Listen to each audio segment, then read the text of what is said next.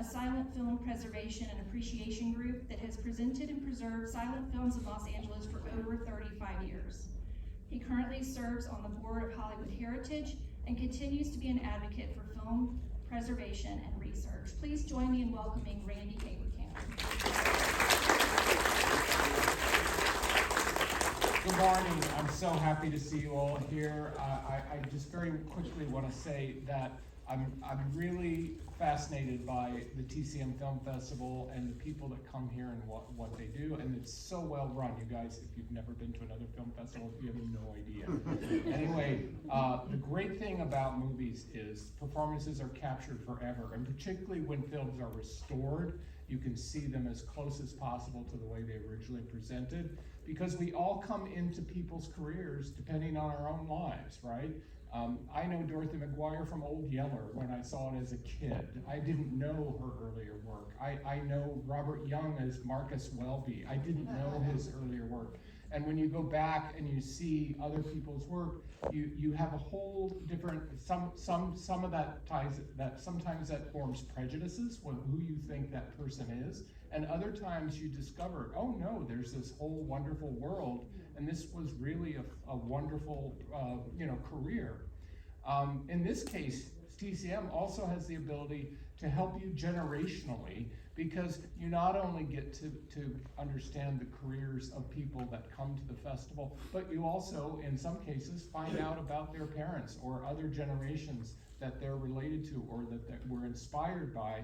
And this is one of those wonderful coincidences where we not only have an actor who you may know originally from Succession, because you're new to seeing his career, or you may know him from Babe, when he was nominated for an Oscar. You may know him as a tough guy, like when he was in LA Confidential. But he is, for my money, an actor's actor.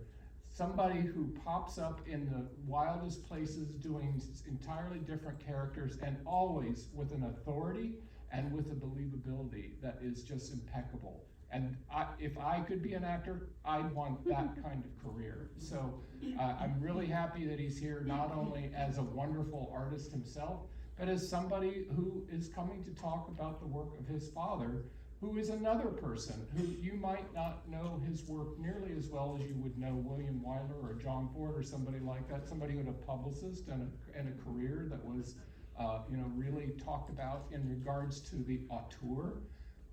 But this is a director who, trust me, go back, study his work. There's some really incredible films that he worked on, and maybe you know them or maybe you don't.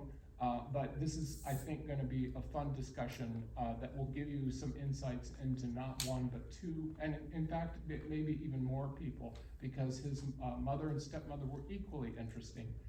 So please welcome James Cromwell so we can get on with this.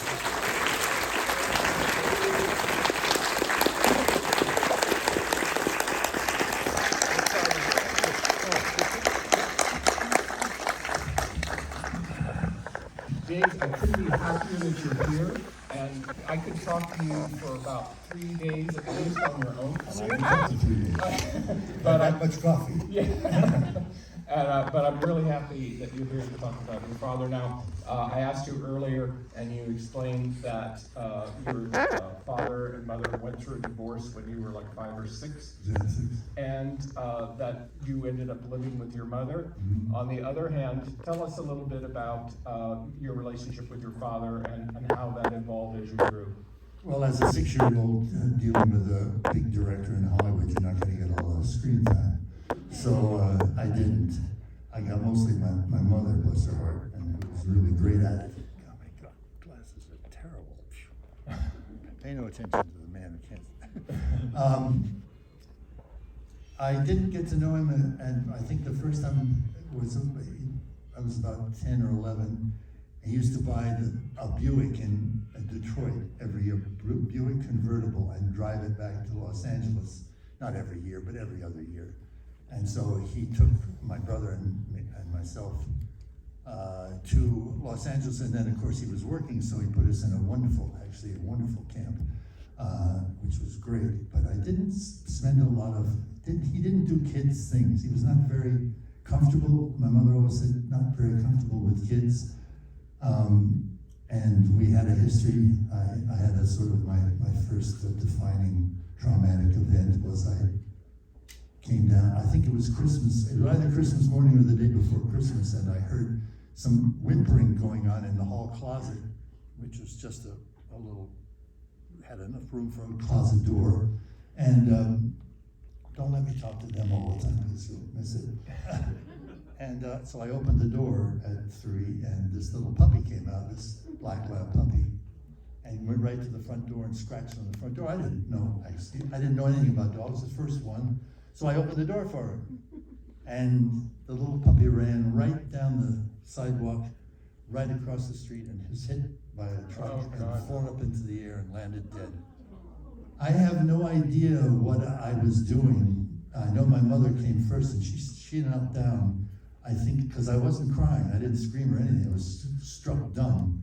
But I remember looking up at my father's face, and I interpreted it most of my life until very recently that he was saying, "What the devil did you do? That's the stupidest thing to do. Wouldn't you?" I think he may have been distraught because he realized he put the dog in the wrong place, which is actually the truth of the matter, and that I made up a story that made me culpable and guilty and not worthy, so that I could carry that burden with me and manage to screw up my life. And he basically wished he could apologize and couldn't find the words.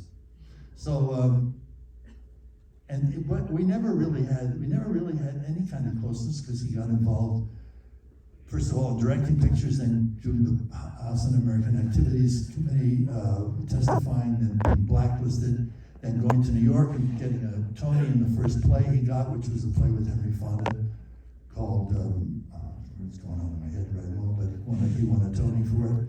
And then he did Mary Mary and Sabrina Fair. So he worked and then when I went to college, my stepmother realized they saw a fraternity house the day after a fraternity night party with puke on the floor, women's underwear and everything. They thought, well, maybe it's time to introduce him to the larger community of human beings. So he took me to Sweden, where he was making a picture with Ingmar Bergman's company, people from the company, Maj-Britt Nielsen and Eva Dahlbeck, and Sven Nykvist was the cameraman. My father always depended a lot on his cameraman. He had wonderful, wonderful cameramen. And they did a lot of compositional work. He was trained principally as a theater director, and so he understood the choreography. What he didn't understand was lighting, the intricacies of the setup, what coverage did to a scene by moving in closer. He was learning the language, and as I wouldn't say an older man, but he sort of kept to that formula and chose to make it within that formula, which is fairly restricting and banal, personally. He had a relationship mostly with the women who played the leads in the films, because not only were they brilliant women, but it was easier for him to not get into a pissing contest with some leading actor who wanted some cockamamie thing that my father couldn't give. That's exactly it. So what did you take from him as an actor personally? Were there things that you feel, looking back on your own career, that you've incorporated into? Well, I had. And or your mother, what's that? Yeah, well, my mother actually actually. Mixed. Yeah, well, I never saw my real mother work. I saw a couple of her films. My stepmother, my father and my stepmother went to Minneapolis to be part of Tyrone Guthrie's Minnesota repertory company, and I worked there. I would see the plays that he would do. She was an incredible, Ruth Nelson, just an impeccable actress. Impeccable, and an impeccable human being. And my mother was my hero. She was a great, great woman. What I learned from my father was we did a play, The Entertainer, with Laurence Olivier, if you know that play, where he plays a vaudevillian and not having a very good day. in fact, a miserable day, and my father went up. He went up in a scene with his erstwhile daughter, and so she could not feed him the line. She had to be listening to his monologue, and I saw my father go through what it is to lose a line and not, and his cover was,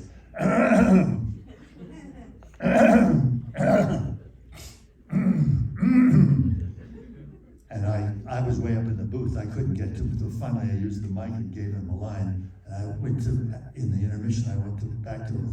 He was mortified. I said, "Dad, it's okay. It's okay, man. It doesn't matter." He said, "It doesn't matter to you. It matters to me. You have no idea what this feels like." Well, I have learned subsequently that I take it with even less aplomb than he did. But he persevered. He persevered in spite of the studio system, in spite of the House Un-American Activities, in spite of being blacklisted, in spite of having his films raked over the coal by idiot. Yes, you wanted to talk about this, the way this film in particular is received. So talk about Enchanted Cottage and the way the reviews it got. Well, you know, the word fantasy, and they make a distinction in the movie, the difference between enchanted and haunted. Haunted being a negative context, because it means imposed on and fearful and constricting and worrisome. Whereas enchanted is open, expansive, joyful, generous, and I must say, the three reviewers, Bosley Crowther from the New York Times, one of my favorite writers, James Agee, wrote for The Nation, and I forgot who the other guy was. And what they wanted, they of course were men working directly at the time of the war. The war was just getting over. My father had a history with the Army because he lost his first wife in the flu epidemic of 18. She died. He walked into this is our family. He got out of the Army. He went to Pittsburgh where she was playing. She was an actress from Denmark. And he walked over to the bed, and she got up on one arm and looked at him, and he'd grown a small mustache. And she said, "That's not my John," and died. And he walked New York for days, just walking from one end to the other to try to deal with the pain that caused. By the time he got to my mother, anyway, that's not the point. The point was, that's a great story. Is that what they expect is a kind of, the film is always transforming itself because new artists are informing it with a substitute for the formulaic presentation, which many films, even today, still are they're formula. You can practically know the dialogue if you sit through the first half of the movie. They wanted it to be perfect, and the pursuit of perfection it doesn't work because it's never going to be perfect. What it is going to be is it's going to be expressive, and it's going to be expressive of a truth in humanity that is understood by an audience and felt by an audience. That's what we do it for. We don't do it for the studio execs. We don't do it for the crew. We do it for you. And they wanted it to be totally everything, every bow tied, every nuance investigated, every transition exposed, and what they do is take the joy out of the film. They poison. There's a play that opened in New York called Boop, from Betty Boop, and my friend produced it, and it's just so delightful, so inspiring. And the guy from the New York Times just wrote a review that was about his capacity for language, his cynicism, his disregard of the effort that goes into making these things. And I think the studio system was the same. if people understand the process, they handed a director a script. That script had been written and gone over by the producer above the writer and then the head of studio. So, and they felt proprietary of the changes that they'd made and felt it was their position to go in, which I've had happen to me, go in and confront the director with the failings of the director to deliver what they think is what the movie is about.